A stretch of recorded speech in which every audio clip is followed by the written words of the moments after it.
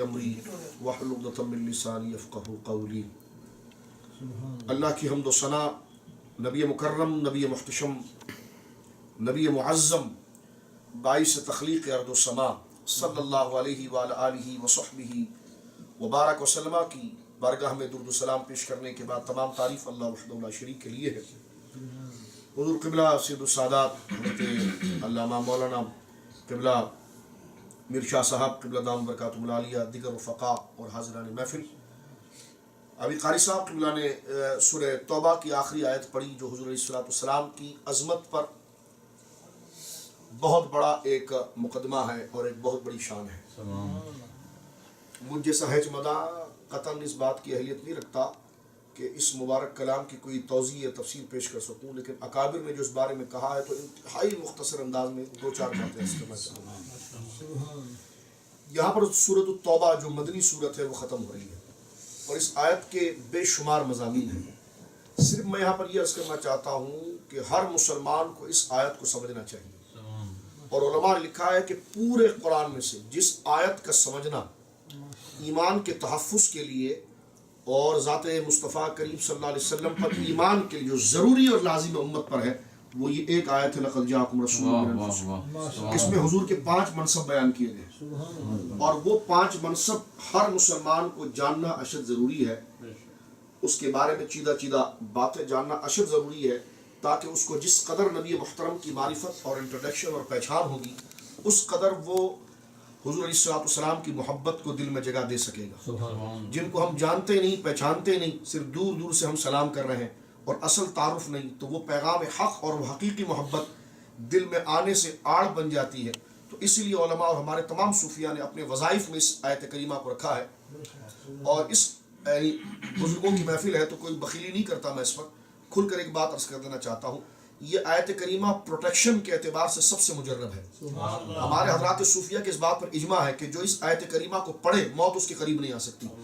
امام قرطبی رحمۃ اللہ علیہ کے جو اس آیت کریمہ کو ہر نماز کے بعد ایک دفعہ پڑھتے تھے، ایک دفعہ ان کے پیر صاحب نے کہا کہ تجھے مرنا نہیں ہے؟ تو کہا کیوں؟ کہا مجھے الہام ہو رہا ہے تیرے موت کا وقت قریب ہے، تو یہ آیتیں پڑھ رہا ہے۔ تو کہتا ہے جس دن انہوں نے فجر میں یہ آیت نہیں پڑھی ان پر موت آ گئی۔ تو یعنی یہ حصار کے اعتبار سے بھی اور تحفظ کے اعتبار سے بھی روحانیت کے اندر بہت اونچا درجہ رکھتی ہے۔ اور سب سے بڑی بات کہ ہم امتی ہیں، ہم حضور علیہ السلام کا کلمہ پڑھتے ہیں تو اس کلمے کا تقاضا کیا ہے؟ یعنی باپ کو اگر باپ کہیں تو صرف باپ کا نام پاسپورٹ پر لکھنا یا جناب کسی انٹروڈکشن کے پیپر پر لکھنا نہیں، بلکہ اس کے تقاضے ہیں، اس کو ادا کرنا پڑتا ہے۔ تو وہ جب تک ہم بڑوں کی محفل میں بیٹھ کر باپ کے ادب نہیں سمجھتے اس وقت تک ہم باپ کا حق ادا نہیں کر سکتے۔ اسی طرح کلمہ پڑھنا کافی نہیں ہے جب تک اس کے تقاضے ادا نہیں کریں، اور اس کے تقاضوں کو سمجھنے کے لیے سب سے بنیادی اور میں کہتا ہوں سب سے بڑا سرنامہ اور سب سے پہلی جو آیت ہے وہ لقد جاءکم، یہ جو آخر تک ہے یہ آیت، اس میں حضور کے 5 منصب بیان کیے گئے ہیں۔ آپ اس کا مطالعہ کریں، کسی عاشق کسی عالم کے پاس بیٹھ کر اس کو سمجھیں۔ اس آیت کو سمجھنے کے بعد گویا کہ راستہ جو ہے ذات مصطفیٰ کریم صلی اللہ علیہ وسلم کے طرف جو علمی طور پر ہے وہ واضح ہو جاتا ہے، اور ہم جان لیتے ہیں کہ حضور کا ہمارے ساتھ کیا تعلق ہے اور ہمارا حضور کے ساتھ کیا تعلق ہے۔ تو یہ لیکن یہ مجلس اس کی اجازت نہیں دیتی، لیکن میں ایک بات صرف اس میں عرض کرنا چاہوں گا کہ جو پہلا تعارف قرآن کریم نے یہاں پر کرایا ہے وہ حضور علیہ السلام کی ذات مقدسہ کے بارے میں نے جس طرح کہ عرض کیا آپ کی خدمت میں، جو قابل توجہ ہے مضمون پر غور فرمائیے۔ اس کے اندر جو ہے اس میں حضور کے 5 منصب ذکر کیے گئے، اور اس ہر 5 منصب کو جاننا امتی کے لیے ایسے ہی فرض ہے جس طرح کلمہ پڑھنا ایک کافر کے لیے فرض ہے۔ یعنی اس میں حضور کے جو 5 درجے بیان کیے گئے، جیسے اللہ کے بارے میں، اللہ کون ہے؟ یہ ہے، کون ہے؟ اس کا کوئی شریک نہیں ہے۔ کہاں ہوتا ہے؟ کہ ہر جگہ ہوتا ہے۔ کہ جسم ہے؟ کہ نہیں۔ تو جس طرح توحید کے لیے ان باتوں کا جاننا فرض ہے، اسی طرح ذات مصطفیٰ کے لیے اس آیت میں جو 5 بات ذکر کی گئی اس کو جاننا فرض ہے۔ میں ان 5 باتوں کو ذکر کر دیتا ہوں، تشریح نہیں کرتا، صرف ایک بات کی وضاحت کروں گا۔ قرآن کریم کہتا ہے، دراصل یہ آیت اتری مدنی صورت ہے، تو اس کا پس منظر یہ ہے کہ یہ مدنی صورت ہے، تو حضور کو مدینے کے اندر چند لوگوں سے سامنا تھا۔ ایک طرف یہود تھے اور ایک طرف منافقین تھے۔ یہود بالکل مخالفت پر کھڑے ہوئے تھے، اور منافقین وہ تھے جو اندر بھی ایک ٹانگ رکھی ہوئی تھی، باہر بھی ایک ٹانگ رکھی ہوئی تھی۔ تو توجہ کریں ذرا اس پر۔ تو حضور کا منصب یہ ہے کہ سرکار یہ نہیں چاہتے کہ میری امت کا کوئی بھی فرد کافر جنت گویا کہ جہنم میں جائے، بلکہ وہ کلمہ پڑھے اور کلمہ پڑھ کے وہ جنت میں جائے۔ اور قرآن کریم نے اس کو سورہ آل عمران میں آپ کے منصب کو ذکر کیا کہ فَبِمَا رَحْمَةٍ مِّنَ اللَّهِ لِنْتَ لَهُمْ، کہ اللہ نے اپنے بندوں پر یہ بہت بڑا احسان کیا کہ اپنے محبوب کے دل کو اللہ رب العالمین نے اپنے بندوں کے لیے نرم کر دیا۔ یہ قرآن کریم ذکر کرتا ہے۔ اب ذرا سنیے بغیر کسی حلقت اور نقل کے ہلے جلے ذرا یہ چند باتیں آپ ذرا سماعت فرمائیں جو ہمارے لیے انتہائی ضروری ہے۔ تو قرآن کریم ذکر کرتا ہے اب یہ جو منافقین تھے یہ حضور کی خدمت میں آتے، اگر یہ 10 گھنٹہ بیٹھ کر بھی حضور سے سوال کرتے ہیں تو حضور جواب دیتے۔ صحابہ کہتے حضور ان کو نہ بتائیں، سرکار فرماتے نہ، ان کو بتاؤں گا تاکہ یہ ہدایت کی طرف آئے، ان کو میں اتنا وقت دوں گا جتنا میں کسی کو نہیں دیتا تاکہ تالیف قلب ہو۔ میں لوگوں کو اگر مال غنیمت میں سے 2 روپے دوں گا تو ان کو 6 روپے دوں گا کہ کسی طریقے سے یہ دین کی طرف آئے اور اپنی آخرت کو یہ گویا کہ درست کر لیں۔ لیکن منافقین بڑے سخت دل اور بڑے بدبخت تھے۔ تو حضور علیہ السلام کو جب بات پتہ چلتی کہ حضور یہ آپ کے ساتھ نہیں ہے، یہ احد میں بھی بھاگ گئے، 1000 کا لشکر آپ لے کر گئے اور سامنے 3000 کا لشکر کھڑا تھا، اور یہ اپنے 300 ساتھیوں کو اینڈ ٹائم پہاڑ کے پاس لے کر بھاگ گئے اور آپ 700 رہ گئے، تو حضور کا دل بڑا دکھا کہ میں ان پر اتنی مہربانی کر رہا ہوں۔ اور سرکار خود فرماتے ہیں کہ میرا رشتہ میری امت کے ساتھ ایسا ہے کہ جیسے کوئی آدمی آگ کے گڑھے میں گر رہا ہو اور میں اس کی کمر کو پکڑ کر پیچھے کھینچ رہا ہوں کہ میرا کوئی امتی جہنم میں نہ جائے۔ یہ محبت و شفقت ذات مصطفیٰ کریم صلی اللہ علیہ وسلم کی اپنے امتیوں کے ساتھ ہے۔ اب قرآن کریم نے اسی بات کو ذکر کیا، 5 منصب کو بتایا کہ محبوب تیرا منصب یہ ہے، یہ ہے، یہ ہے، یہ ہے، یہ ہے۔ اس کے ذریعے صحابہ کو بتایا کہ یہ تم میرے محبوب کو روک رہے ہو نا، تو تم غور کرو میرے محبوب کا منصب کیا ہے، اور میں خود بتاؤں گا تو تمہیں پتہ چلے گا نا۔ تو یہ 5 اس ایک آیت میں لقد جاءکم سے لے کر آخر تک، یعنی بالمؤمنین رؤوف رحیم تک، اس ایک لائن کے اندر حضور کے 5 منصب بیان کیجئے ایک، اور لوگوں کو بتا دیا گیا کہ یہ تمہارے ساتھ جو اتنی چاہت کرتا ہے اس لیے کرتا ہے، یہ اس کی 5 شانیں ہیں۔ اس 5 شانوں کو دیکھو گے تو پھر میرے محبوب کی زندگی تمہیں سمجھ میں آئے گی۔ اور پھر آگے اللہ رب العالمین نے بتایا کہ محبوب تیری ان 5 شانیں کہ اگر یہ آگ کے سامنے بھی جائیں تو آگ میٹھا پانی بن جائے، لیکن یہ ظالم ان کے دل تیرے لیے سخت نہیں، نرم نہیں ہوتے، اور تو پریشان نہ ہو۔ فَإِن تَوَلَّوْا، اگر یہ پیٹ پھیرے جائیں فَقُلْ حَسْبِيَ اللَّهُ، تو محبوب ہم نے دیکھ لیا تو نے بڑی محبت کے ساتھ ان منافقین کو تبلیغ کی ہے۔ فَإِن تَوَلَّوْا، اس کے باوجود اگر یہ تیری رحمت اور تیری شفقت اور تیری محبت اور مہربانی کا بغاوت کے ساتھ جواب دیں تو فَقُلْ حَسْبِيَ اللَّهُ، تو محبوب تو نے ہمارے لیے ان کو کہا تھا تو ان سے کہہ دے کہ میرے لیے اللہ کافی ہے۔ فَإِن تَوَلَّوْا فَقُلْ حَسْبِيَ اللَّهُ لَا إِلَٰهَ إِلَّا هُوَ عَلَيْهِ تَوَكَّلْتُ وَهُوَ رَبُّ الْعَرْشِ الْعَظِيمِ۔ اور میں نے یہ محبوب ان سے کہے کہ فَإِن تَوَلَّوْا، کہ اگر تم پیٹ دکھا کر مجھے بھاگ جاؤ گے، فَقُلْ حَسْبِيَ اللَّهُ، تو اللہ فرماتا محبوب تو شرمندہ نہیں ہونا اور تو پریشان نہیں ہونا، تو نے جس اخلاص و درد سے بیان کیا ہے نا، تو ہم رب ہو کر کہتے ہیں ان سے کہنا کہ بس میرے لیے اللہ کافی ہے۔ اس آیت کا طرز اور ڈھنگ آپ دیکھیں تو رونگٹے کھڑے ہو جاتے ہیں کہ اس چھوٹی سی آیت بظاہر کے اندر کتنا بڑا پورا سمندر جمع کیا گیا ہے۔ اس پر ایک بات کہ لقد جاءکم رسول من انفسکم عزیز علیہ ما عنتم حریص علیکم بالمؤمنین رؤوف الرحیم، یہ 5۔ پہلے فرمایا لقد جاءکم رسول من انفسکم، پہلا بتا لقد جاءکم رسول، یہ رسول ہے، من انفسکم یہ تمہیں میں سے ہے، عزیز علیہ ما عنتم، ما عنتم تمہاری پریشانی سے دیکھی نہیں جاتی، حریص علیکم بالمؤمنین یہ مسلمانوں کے بہت خیر خواہ ہیں، اور چوتھی صفت بیان کی رؤوف و رحیم، انتہائی ٹوٹ کر محبت کرنے والا اور انتہائی ٹوٹ کر کرم کرنے والا۔ یہ 5 باتیں ذات مصطفیٰ کے ذکر کی۔ اب اس میں پہلی بات کو صرف ہم سمجھتے ہیں اور 2 لفظوں کے اندر، پھر کبھی زندگی رہی کسی مجلس میں اس کو تفصیل سے عرض کریں گے۔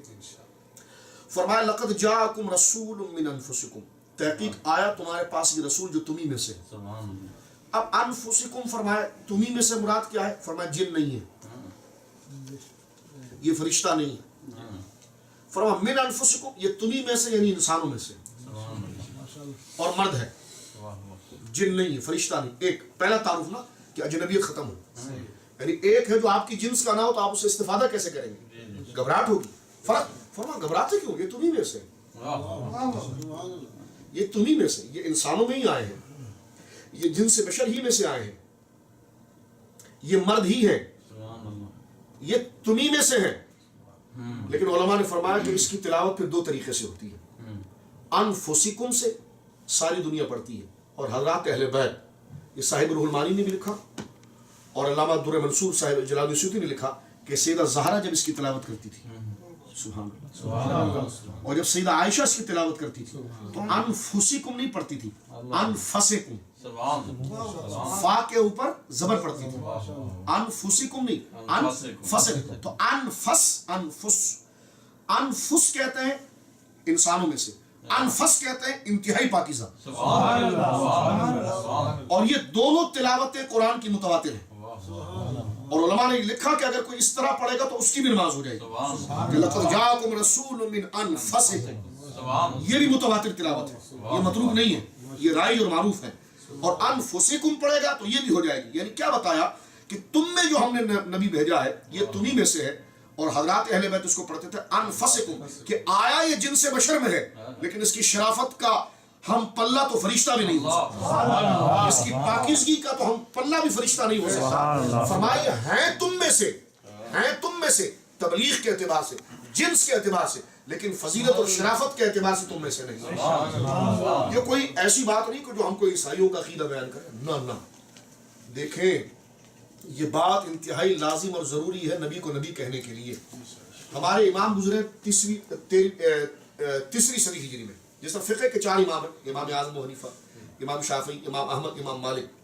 اس طرح علم کلام یہ وہ امام ہیں جن سے ہم فقہ لیتے ہیں، یعنی نماز کے مسائل لیتے ہیں، فروعات لیتے ہیں.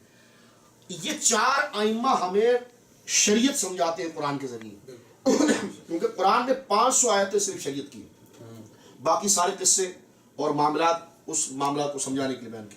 تو یہ 4 امام ہمیں بتاتے ہیں کہ شریعت اس طرح لیتے ہیں، اور 2 امام ایسے ہیں جو بتاتے ہیں کہ عقیدہ ایسا لیتے ہیں. ان 2 اماموں میں ایک ہے امام ابو منصور ماتوریدی رحمۃ اللہ علیہ، اور ایک امام ابو الحسن حضرت اشعری رضی اللہ تعالیٰ. یہ ہم حنفی جو ہیں وہ امام ابو منصور ماتوریدی رحمۃ اللہ علیہ کو ان کے اصول، ان کی ٹرمز کو بنیاد بنا کر عقیدہ لیتے ہیں. اب سنیں، امام ابو منصور ماتوریدی رحمۃ اللہ علیہ 3 صدی ہجری کے ہیں، یعنی ابھی سے اگر آپ دیکھیں تو تقریباً 1200 سال پرانے بزرگ ہیں. ان کی کتاب ہے کہ کتاب التوحید، جو زمانے سے نایاب تھی. انہوں نے 2 کتابیں تو کافی لکھی. اب تو الحمدللہ مصر کے چند لوگوں نے تحقیق کر کے ان کی جو قرآن کی تفسیر تھی اس کو جمع کیا، اور وہ قرآن کی تفسیر الحمدللہ گزشتہ 10 سال پہلے بیروت سے چھپ گئی ہے، تعبیرات اہل سنہ کے نام سے. اور الحمدللہ جو بد مذہب اہل سنت پر اعتراض کرتے تھے کہ تم نے آیت غلط پڑھی ہے، اس تفسیر نے سید صاحب ہم پر اتنا احسان کیا کہ بد مذہبوں کے دانت کھٹے کر دیے، اور بتا دیا کہ یہ عقیدہ صرف احمد رضا کا اور پیر محل عشاء کا اور امام حریت فضل خیر آبادی کا نہیں، بلکہ یہ عقیدہ تو ان کا تھا جن سے ہم عقیدہ لیا کرتے ہیں. مثال کے طور پر بد مذہب یہ کہتے ہیں کہ حضور کو علم غیب نہیں، معاذ اللہ، حضور کو. اور قرآن کی جو یہ آیت ہے کہ وما کان اللہ لیطلعکم علی الغیب ولکن اللہ یجتبی من رسلہ من یشاء. اللہ فرماتا ہے کہ اللہ کی یہ شان نہیں کہ ہر غیر نتو خیر کو غیب بتائے، لیکن اللہ رسول کو غیب بتاتا ہے. اب یہ قرآن میں ہے. 1400 سال سے ہمارے علماء بد مذہب کو سمجھا رہے ہیں کہ نبی ہماری طرح نہیں ہوتے، ان کا علم وہ ہوتا ہے، ہمارا علم ہے کہ ہم ظاہر کو دیکھتے ہیں، نبی کا علم ہوتا ہے کہ وہ ظاہر کے ساتھ باطن کو بھی دیکھتا ہے. نبی کا معنی ہے خبر دینا، نبی کہتے ہیں نبعون، خبر دینا. تو خبر تو ٹیلی ویژن بھی دیتا ہے، خبر تو اخبار بھی دیتا ہے. ہمارے علماء اور ہمارے صوفیہ یہ کہتے چلے آئے بد مذہبوں کو دین سمجھانے کے لیے کہ جو زمین کی خبر دے وہ اور ہوتے ہیں، نبی وہ ہوتا ہے جو زمین پر کھڑے ہو کر عرش کی خبر دے.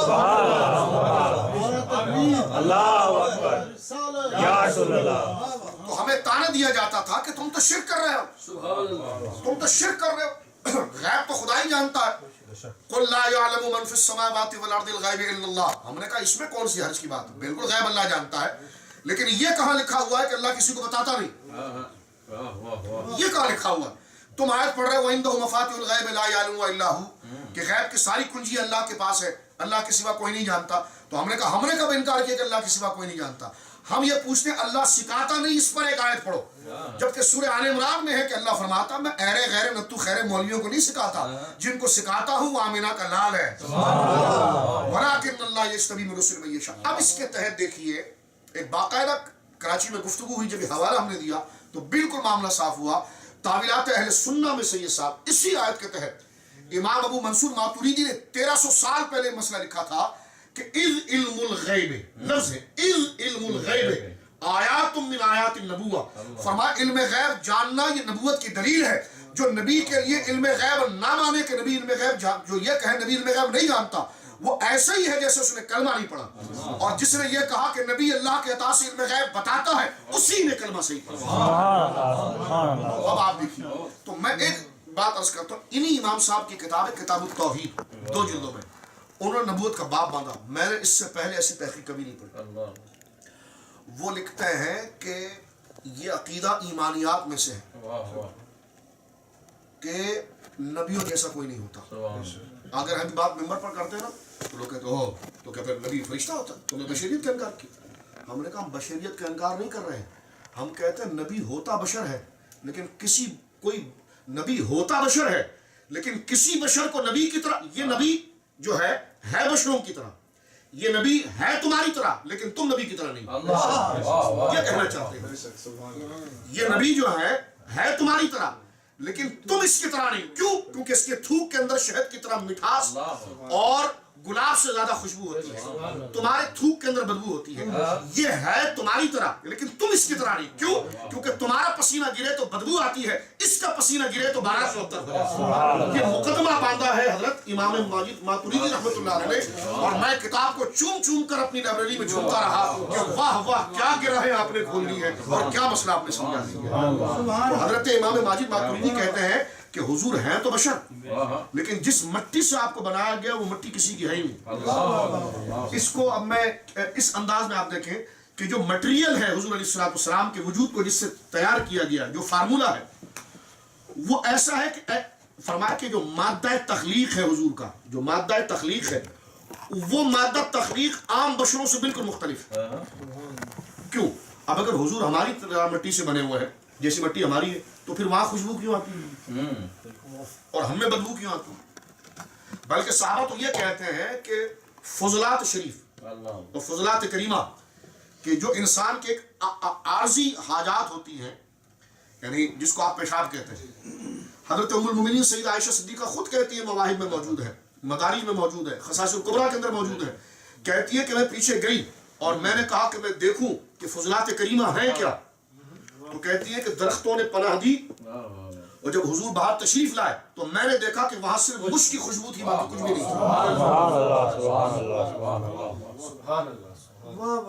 تھی. وہاں مشک کی خوشبو تھی، اس کے علاوہ کچھ نہیں تھا. اہل سنت یہی سکھاتے ہیں اور ہم یہی بتاتے ہیں کہ نبی پاک کو بشر اس لیے بنایا گیا کہ تمہاری بشریت کی قدر ہو. وہ کسی شاعر نے کہا تھا نا، وجود انسانیت ناز کر اس ذات اقدس پر کہ تیری عظمت کا باعث ہے محمد کا بشر. تو حضور ہے بشر، حضور کو بشر بنایا گیا، یہ تمہاری طرح ہے لیکن تم ان کی طرح نہیں. قرآن نے یہ ضرور کہا کہ یہ تمہاری طرح ہے، لیکن قرآن نے یہ نہیں کہا کہ تم اس کی طرح ہو. اس لیے کہ یہی فرق ہے جس کو قرآن نے کہا کہ لقد جاءکم رسول من انفسکم. تو انفسکم سے کہیں کوئی دھوکہ نہ کھائے، اس لیے قرآن نے دوبارہ کہا اس کو یوں بھی پڑھو، انفسکم کے پڑھنے سے بات کیا بنے گی کہ یہ تمہاری طرح ہے، اور انفسکم سے بات یہ بنے گی کہ تم اس کی طرح نہیں. سبحان اللہ، سبحان اللہ، تم اس کی طرح نہیں ہو. لہٰذا یہ عقیدے کی بنیاد ہے اور یہ عقیدے کی بات ہے. جن لوگوں نے ہندوستان بر صغیر کے اندر تفرقہ ڈالا اور مسلمانوں کو بانٹا، انہوں نے سب سے پہلی گندی بات یہ کہی کہ نبی ہم جیسے ہیں. اور جو یہ کہے نبی ہم جیسے ہیں، چاہے وہ تبلیغی جماعت بنا لے، چاہے وہ کوئی دوسری جماعت بنا لے، ایسوں کی نماز اللہ کی بارگاہ میں مقبول نہیں ہوتی. ان کی نماز اللہ کی بارگاہ میں مقبول ہوتی ہے کہ جو نبی کو اپنی نبی کے بارے میں یہ عقیدہ رکھے کہ یہ ہماری طرح ہے لیکن ہم ان کی طرح نہیں. اور یہ صحابہ کرام رضوان اللہ اجمعین نے حضور علیہ السلام کے سامنے سارا معاملہ بیان فرما دیا. تو قرآن نے پہلا تعارف یہ کیا ہے کہ لقد جاءکم رسول من انفسکم، اور اس پر بحث موجود ہے کہ نبی کو نور ماننا یہ فرائض نبوت میں سے ہے. اس لیے کہ اگر نبی کو نور نہیں مانیں گے تو وہی کیسے آتی ہے؟ ایک بات. اور دوسری بات یہ ہے کہ نبی کی مادہ تخلیق کو، جو مٹیریل ہے، اس کو مختلف ماننا، اس لیے ضروری ہے کہ اگر یہ نہ ہو تو اسے نبوت کیوں دی جا رہی ہے اور ہمیں کیوں نہیں دی جا رہی؟ تو یہ جو ہے کہ وہ بنیادی فرق ہے. اور آخری میں بات یہاں پر عرض کر کے اپنی گفتگو ختم کر دوں. آپ کے ذہنوں میں اگر خیال آئے تو پھر قرآن نے یہ کیوں کہا کہ قل انما انا بشر مثلکم؟ اس پر صدیوں سے ہمارے بزرگ کہہ رہے ہیں اور لکھ رہے ہیں. اس پر سرکار پیر محمد شاہ صاحب نے ایک بڑی پیاری بات کی. آپ اپنے فتاوی مبارکہ میں فرماتے ہیں کہ نبی کافر بھی نبی کریم صلی اللہ علیہ وسلم کو بشر کہتے تھے اور قرآن نے بھی بشر کہا. قرآن نے کہا قل انما انا بشر مثلکم. کافر بھی کہتے تھے کہ یہ اللہ کے بندے ہیں اور قرآن نے بھی کہا یہ اللہ کے بندے. تو کافر کہے تو کفر ہے, قرآن کہے تو توحید ہے. کیوں؟ اس کو بڑے خوبصورت انداز میں سرکار پیر محمد شاہ صاحب نے سمجھایا. اعلیٰ حضرت سیدنا پیر محمد شاہ صاحب فرماتے ہیں بات یہ ہے کہ صرف بشر کہنا یہ حرام ہے. صرف بشر کہنا یہ حرام, کیونکہ اس سے برابری پیدا ہوتی ہے. قرآن نے جہاں بشر کہا وہاں فوراً فضیلت بھی بتائی. سبحان اللہ سبحان. اب اگر دیکھیے قرآن, اب آپ کلمہ پڑھتے ہیں تو کلمے میں آپ کیا کہتے ہیں عبدہ, پھر فوراً کہتے ہیں رسول. تو عبد اس لیے کہتے ہیں کہ یہ تمہاری طرح ہے, رسول اس لیے کہتے ہیں کہ تم اس کی طرح ہو. اور یہ جو ہے وہ بنیادی عقیدہ ہے جو توحید کی بنیاد ہے اور اساس ہے. اس کو سمجھنے کے بعد عشق کی پہلی چنگاری گویا کہ دل کے اندر لگتی ہے اور مدینے کا نور جو ہے وہ دل کے اندر آتا ہے. اور اسی کو جو بھی پڑھا کہ نہ کوئی آپ جیسا ہے, نہ ہو سکتا ہے, نہ ہے. اور جس طرح چشتی صاحب نے پڑھا کہ یہ علم کس کے پاس ہو سکتا ہے کہ حضور ایک ایک کے بارے میں جانتے ہیں اور ایک ایک کے بارے میں اس کا علم رکھتے ہیں. تو ظاہر سی بات ہے علم جو ہوتا ہے وہ عقل سے ہوتا ہے. انبیاء کی عقل سب سے کامل ہوتی ہے. انبیاء کی عقل, ہمارے وہاں سائنس اس بات کو ذکر کرتی ہے اور ہمارے وہاں منطق میں بھی ہے کہ علم جو ہے وہ عقل کا نتیجہ ہے. انبیاء کی عقل سب سے مضبوط ہوتی ہے, اس لیے ان کا علم سب سے اعلیٰ ہوتا ہے. ہماری عقل جہاں تک ہوتی ہے وہاں تک کا ہمارا علم ہوتا ہے, اور ساری کائنات عقل مصطفیٰ کے اندر ہے, اس لیے ساری کائنات کا علم بھی مصطفیٰ کریم. لہذا قرآن نے حق فرمایا کہ لقد جاءکم رسول من انفسکم, کہ تحقیق یہ نبی مکرم صلی اللہ علیہ وسلم جو آئے ہیں یہ تمہیں میں سے ہے اور تم میں ہے سے مراد سب سے پاکیزہ ہے. میں اپنی گفتگو ختم کرتا ہوں. گجرات کی مقدس سرزمین پر آرام فرمانے والے میرے آقا میرے مولا سرکار امام اہل سنت اعلیٰ حضرت حکیم الامت حضور قبلہ سیدی مفتی احمد یار خان نعیمی رحمۃ اللہ علیہ نے جو جملے لکھے, اور ایسی میں کہتا ہوں ہزاروں سال بھی اگر تقریریں ہوتی رہی نا تو اس کو انہوں نے سمیٹ کر جمع کیا. کیا فرماتے ہیں؟ اب جو لوگ گمراہ ہوئے نا اس کی وجہ کیا ہے؟ انہوں نے ایک چیز پڑھی دوسری نہیں پڑھی. بشریت کو پڑھا, اس کے کمالات کو نہیں پڑھا. اس کو پیر صاحب جو سمجھاتے ہیں حضور مفتی احمد یار خان صاحب فرماتے ہیں نور حق جلوہ نما تھا. اسی کانسیپٹ کو ذکر کیا کہ تم ایک طرف کیوں پڑھتے ہو, دوسرا بھی پڑھو نا. تم نماز پڑھتے ہو تو میلاد بھی کرو نا. تم جناب داڑھی رکھتے ہو تو کھڑے ہو کے سلام بھی پڑھو نا. دونوں کو ملاؤ نا, کیونکہ ایک چیز دین نہیں, دونوں کو ملانا دین ہے. اب دیکھیں اس چیز کو بیان کرتے ہیں کہ تم صرف بشری والی آیتیں پڑھتے ہو, وہ کمال والی کیوں نہیں پڑھتے؟ فرمایا نور حق, نور اللہ کا نور, نور حق جلوہ نما تھا مجھے معلوم نہ تھا, شکل انسان میں چھپا تھا مجھے معلوم. نور حق جلوہ نما تھا مجھے معلوم نہ تھا, شکل انسان میں چھپا تھا. کیسے معلوم ہوگا؟ جب کمال پڑھو گے تو معلوم ہوگا. تو بشریت والی آیتیں پڑھتا رہے گا تو تجھے کیسے پتا چلے گا؟ اب ذرا دوبارہ سنیے اس کو کہ نور حق جلوہ نما تھا مجھے معلوم نہ تھا. لفظ پر غور کریں آپ, اس کو آپ کا سینہ مدینہ بن جائے گا. نور حق جلوہ نما تھا مجھے معلوم نہ تھا, شکل انسان میں چھپا تھا مجھے معلوم نہ تھا. اگلا جملہ سنیے آپ, بکریاں جس نے چرائی تھی حلیمہ تیری. جملہ دیکھیں آپ, بکریاں جس نے چرائی تھی حلیمہ تیری, عرش پہ وہی گیا تھا مجھے معلوم نہ تھا. بکریاں جس نے چرائی تھی حلیمہ تیری, عرش پر وہی گیا تھا مجھے معلوم نہ تھا. پہنچا قبر میں تو یہ راز کھلا, ارے دل سالک میں چھپا تھا مجھے معلوم.